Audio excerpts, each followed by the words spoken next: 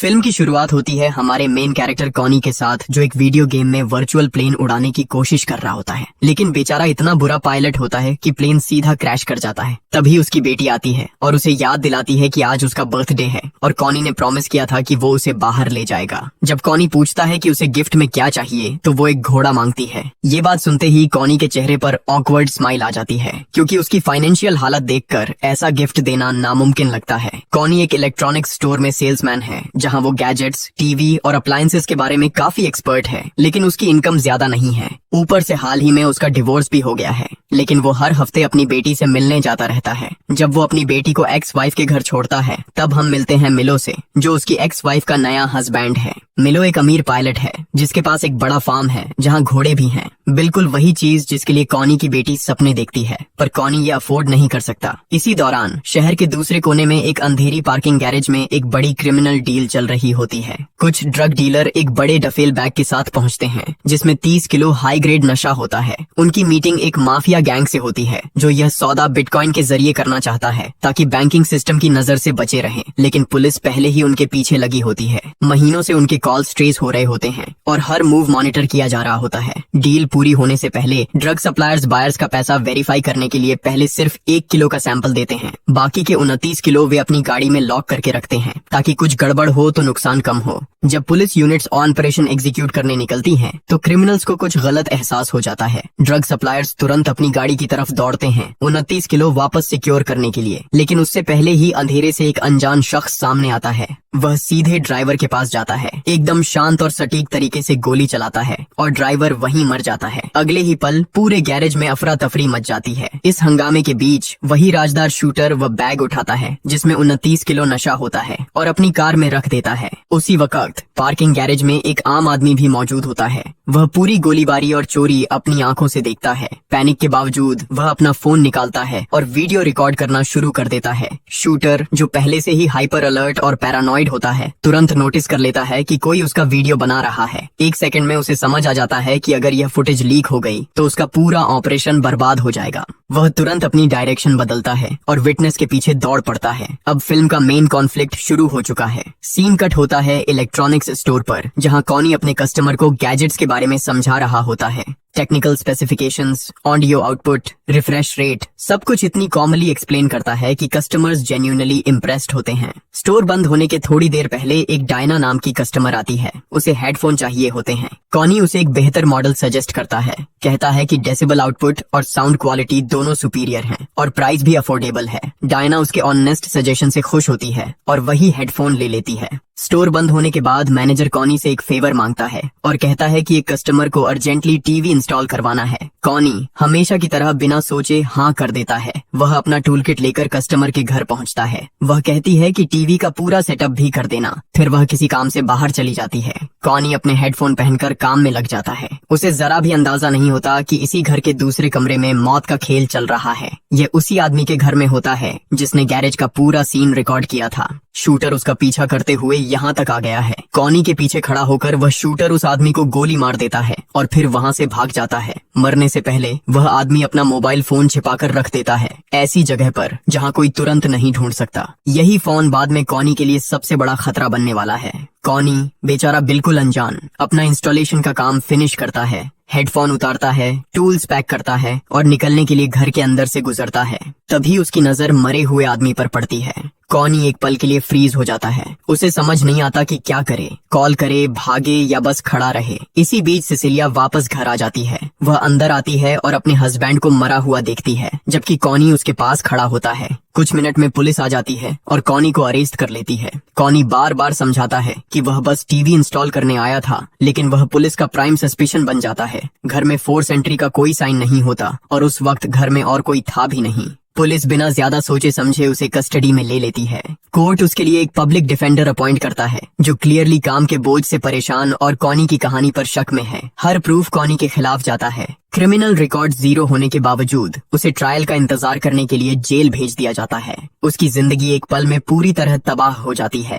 Connie एक शरीफा आदमी होता है और जेल के झील माहौल में उससे सरवाइव करना बहुत मुश्किल होता है।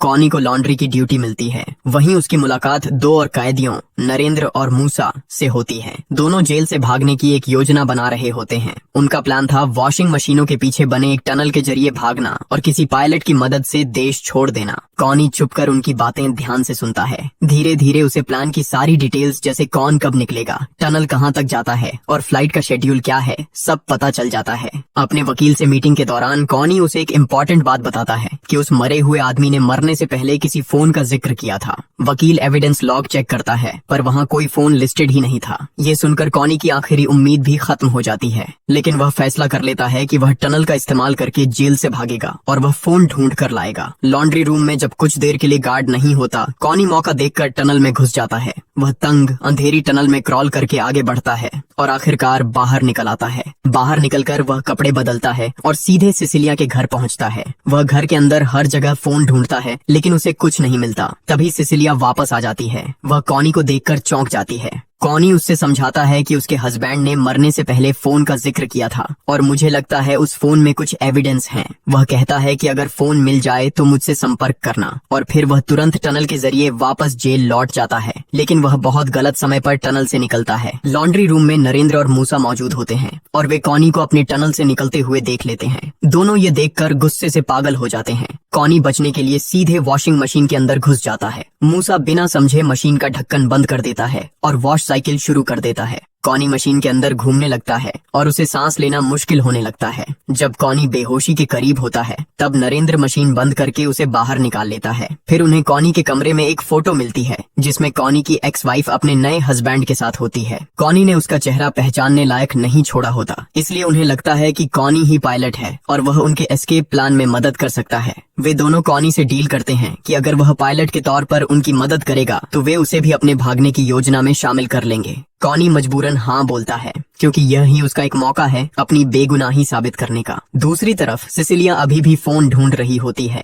एक शाम जब वह थक कर बिस्तर पर लेटी होती है, उसकी नजर सीलिंग के लाइट फिटिंग पर पड़ती है और वहाँ उसे कुछ चीज नजर आती है। वह बिस्तर पर खड़ी होकर देखती है तो उसे वहाँ से एक फोन मिलता है। वह फोन चार्ज पर लगाती है। तभी डिटेक्टिव हेलेना वहाँ आ जाती है। जैसे ही दोनों केस के बारे में बात कर रहे होते हैं, फोन अपने आप टीवी से वायरलेस कनेक्ट हो जाता है और उस दिन की वीडियो चलने लगती है। वीडियो में जो शूटर होता है वह असल में हेलेना निकलती है, लेकिन जैसे ही हेलेना पलटकर टीवी की तरफ देखती है, स्क्रीन पर उसके परिवार की तस्वीरें चलने लगती हैं। सिसिलिया मोबाइल के बारे में हेलेना को कुछ नहीं बताती। जैसे ही हेलेना वहाँ से जाती है, सिसिलिया तुरंत कॉनी से संपर्क करती है और उसे पूरा सच बता देती है। ये सुनते ही कॉनी फैसला कर लेता है कि वह अपनी बेगुनाही के साथ साथ पुलिस डिपार्टमेंट का असली चेहरा भी सबके सामने लाएगा। इधर नरेंद्र और मूसा का एस्केप प्लान भी समय से पहले एक्टिवेट हो जाता है। तीनों टनल के जरिए भागने की कोशिश करते हैं, लेकिन इस बार सिक्योरिटी सिस्टम उन्हें पहले ही डिटेक्ट कर लेता है। पूरे शहर में अलर्ट जारी हो जाता है। सेसिलिया किसी तरह वीडियो एविडेंस कॉनी तक पहुंचा देती है, लेकिन हेलेना उन्हें ट्रैक कर लेती है और पुलिस की गाड़ी में उनका पीछा करने लगती है। तभी मूसा गोली चलाकर उसकी गाड़ी का टायर उड़ा देता है। इससे वह वहां से सेफली बचकर निकल जाता है और सीधा एयरपोर्ट तक पहुंचता है। हेलेना कॉल करके डिपार्टमेंट से बैकअप मंगवाती है। उधर कॉनी प्लेन के कॉकपिट में चला जाता है, लेकिन उसे जहाज चलाना बिल्कुल नहीं आता। घबराकर वह प्लेन की विंडो से छलांग लगा देता है और एयरपोर्ट की तरफ भाग जाता है। वहाँ हम डायना को देखते हैं, वही हेडफोन वाली कस्टमर। पता चलता है कि वह असल में एक अंडरकवर कॉप है और हेलेना की जूनियर है, लेकिन उसे पूरा यकीन होता है कि कॉनी बेगुनाह है। इसी दौरान हेलेना एयरपोर्ट पर कॉनी को देख लेती है और सीधा उस पर गोली चला देती है। गोली लगने से कॉनी जख्मी हो जाता है और उसे अस्पताल में शिफ्ट कर दिया जाता है। हेलेना अपने पुलिस एक्सेस का फायदा उठाकर अस्पताल के रूम में घुस जाती है और कॉनी को इंजेक्शन देकर मारने की कोशिश करती है, पर डायना वक्त पर पहुंच जाती है। उसकी आवाज सुनते ही हेलेना छुप जाती है। डायना अंदर आती है और कॉनी के हाथ पर जहरीला इंजेक्शन देखकर सब समझ जाती है। वह अपनी गन निकालकर वॉशरूम की तरफ बढ़ती है, लेकिन तभी हेलेना अचानक उस पर हमला कर देती है। दोनों के बीच एक जबरदस्त लड़ाई होती है। आखिर में हेलेना डायना की गन से खुद को शूट कर लेती है। गोली की आवाज सुनकर एक और पुलिस ऑफिसर वहां आ जाता है, तो हेलेना उसे भी डायना की गन से मार देती है ताकि सबको लगे कि यह सब डायना ने किया है। लेकिन तभी कॉनी किसी चीज से हेलेना के सिर पर मार देता है और वह बेहोश हो जाती है। डायना और कॉनी वहां से भाग जाते हैं। हेलेना फिर पुलिस चीफ को मैनिपुलेट करती है और पूरी फोर्स को कॉनी और डायना के खिलाफ सेट कर देती है। वे दोनों रात इलेक्ट्रॉनिक्स स्टोर में छुपे रहते हैं। फिर डायना कॉनी के जख्म साफ करती है। उसी वक्त कॉनी को एक चीज याद आती है कि टीवी के मदरबोर्ड में स्ट्रीम्ड कंटेंट सेव हो जाता है। इसका मतलब यह था कि वह वीडियोस टीवी की मेमोरी में अब भी सेव होंगी। वे दोनों सेसिलिया के घर जाते हैं और जैसे उसने सोचा था वीडियो अब भी वहाँ है, लेकिन मसला यह होता है कि उसका फोन टूट गया था और कॉपी करने का कोई रास्ता नहीं होता। बेचैनी की हालत में दोनों टीवी उठाकर अपने वकील हंसा को ढूंढने निकल पड़ते हैं, लेकिन तभी उन्हें पता चलता है कि असल में उनका वकील ही हेलेना के साथ मिला हुआ है। वे हंसा को एक बैग लाते देखते हैं और डायना तुरंत समझ जाती है कि उस बैग के अंदर ड्रग्स हैं, लेकिन कंफर्म करने के लिए उन्हें और पास जाना पड़ता है। कॉनी अभी हेलेना और हंसा की पार्टनरशिप समझने की कोशिश ही कर रहा होता है कि तभी डायना सब कुछ साफ कर देती है। हंसा अपने क्रिमिनल क्लाइंट्स की डिटेल्स हेलेना को देता है। फिर हेलेना उन्हीं पर रेड करवाकर उनका माल चुरा लेती है और बाद में वे दोनों मिलकर उसे ब्लैक मार्केट में बेच देते हैं। मूव करने के लिए वो लोग एक की कार्ड चुरा लेते हैं। डायना गार्ड बनकर खड़ी होती है और कॉनी चुपके से अंदर घुस जाता है। थोड़ा आगे जाकर वो देखता है कि एक बड़ी डील चल रही है बड़े ड्रग डीलर्स के साथ। दोनों टीवी खींचते हुए फ्रंट डेस्क तक ले जाते हैं। वहाँ से वो जानबूझकर पुलिस को कॉल करते हैं। इधर पुलिस चीफ हेलेना को कॉल करता है और रेड के बारे में बताता है। मीटिंग के बीच में हेलेना एक कॉल उठाती है जिसमें चीफ कहता है कि वह कॉनी के पीछे जा रहा है। ये सुनते ही हेलेना घबरा जाती है और तुरंत कहती है कि वह खुद वहाँ आ रही है। कुछ देर बाद वह मीटिंग छोड़कर सीधे बाहर निकल जाती है। बाहर वह पुलिस से मिलती है और उन्हें गलत दिशा में भेज देती है, लेकिन तभी जोसेफ पीछे से आ जाता है और डायना को मौका मिल जाता है उसे टीवी हैंडओवर करने का। लेकिन जैसे ही एलिवेटर खुलता है, मूसी निकलता है और बिना चेतावनी दिए सीधे गोली चला देता है। स्क्रीन रेलिंग से टकराकर टूट जाती है। मूसी गुस्से से पागल हो जाता है क्योंकि कॉनी ने उसका पैसा बर्बाद कर दिया था। हेलेना का पुलिस को डील से दूर ले जाने का प्लान फेल हो जाता है जब एक पुलिस वाला दूर से कॉनी को देख लेता है और उसकी तरफ बढ़ जाता है। इसी बीच हस्सा ऊपर अपनी डील खत्म करके नीचे आ रहा होता है। उसे नीचे के हंगामे का कोई अंदाजा नहीं होता। कॉनी सीधे उसके पीछे भागता है। डायना को पुलिस पकड़ लेती है और चीफ फिर उसे झूठी समझकर उसके खिलाफ हो जाता है। कॉनी आखिर हस्सा को पकड़ लेता है और उसे जमीन पर गिरा देता है, लेकिन जैसे ही हस्सा गन निकालता है कॉनी जम जाता है और पीछे हट जाता है। हस्सा मुस्कुराता है, कैश का बैग उठाता है और निकलने ही वाला होता है कि तभी पुलिस पहुंच जाती है और उसे पकड़ लेती है। हस्सा चिल्लाता रहता है लेकिन बैग वहीं गिर जाता है। कॉनी बैग उठाता है और निकल जाता है। तभी मूसी की आवाज आती है। बिना सोचे कॉनी बैग उसकी तरफ फेंक देता है और अपना वादा निभाते हुए चोरी का पैसा वापस कर देता है। इसी दौरान डायना अफसरों से लड़ रही होती है, चिल्लाते हुए कहती है कि उसके पास हेलेना के खिलाफ सारे सबूत हैं। हेलेना शांत रहती है और सीधे टेसर चला देती है जब तक डायना बेहोश नहीं हो जाती। ये सब देखकर चीफ को शक होने लगता है। कॉनी चुपके से टीवी स्क्रीन उठाता है और निकल जाता है। वो एक कमरे में जाता है और एक स्टाफ मेंबर की मदद से टीवी की हार्ड ड्राइव को एलिवेटर की स्क्रीन से कनेक्ट कर देता है। जोसेफ पहले से ही थोड़ा शक में था, लेकिन जब उसने अपनी आंखों से वो वीडियो देखा तो उसने बिना देर किए हेलेना के हाथ में हथकड़ी डाल दी। जब हेलेना को ले जाया जा रहा होता है, रेडियो पर रिपोर्ट आती है कि अब वो प्राइम सस्पेक्ट है। ड्रग माफिया, वकील और हेलेना सभी पुलिस की कस्टडी में होते हैं। चीफ डायना से माफी मांगता है कि उसे पहले ही उसकी बात मान लेनी चाहिए थी और कॉनी को बेकसूर साबित कर दिया जाता है। वो घोड़े पर बैठकर अपनी बेटी से मिलने जाता है, लेकिन उसे कंट्रोल नहीं कर पाता।